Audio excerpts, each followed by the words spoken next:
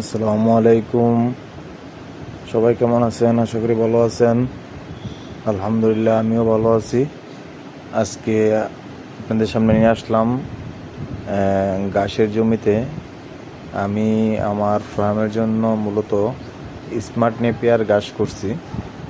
তো আজকে বৃষ্টির দিন, ঘাস কাটা খুব কষ্টদায়ক হইতেছে গরুর জন্য। বৃষ্টির দিনে গরু খুব কষ্ট করে, ঘাস কাটা কষ্ট, খড় খোলা কষ্ট, সব জিনিস নিয়েই একটা ঝামেলা সৃষ্টি হয়ে যায়।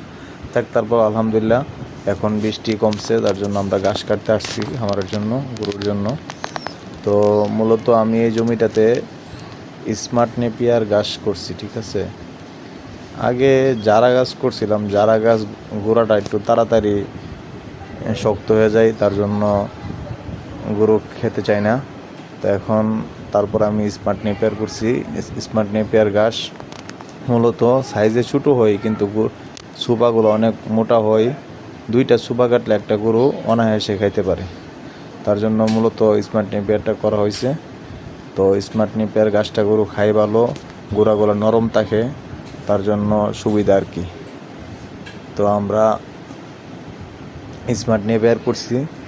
তো মূলত আমরা এখন ঘাসগুলা নিয়ে বাসায় চলে যাব, নিয়ে এসে আমাদের খামারে মেশিন আছে, মেশিনে ঘাসগুলা কাটবো।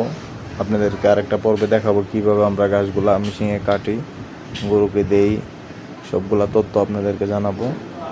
তো সবাই আমাদের জন্য দোয়া করবেন, যাতে আমরা আপনাদের পাশে থাকতে পারি। কীভাবে গরুকে লালন পালন করি, ঘাস কাটি, ঘাসের জমি পরিচর্যা করি, সবগুলোর তথ্য আপনাদেরকে আমরা ইনশাল্লাহ দেব। সবাই আমাদের পাশে থাকবেন, আমাদের পেজগুলোকে ফলো করবেন, সাবস্ক্রাইব করবেন, ঠিক আছে। সবাই দোয়া কামনা, সবাই আমাদের জন্য দোয়া করবেন।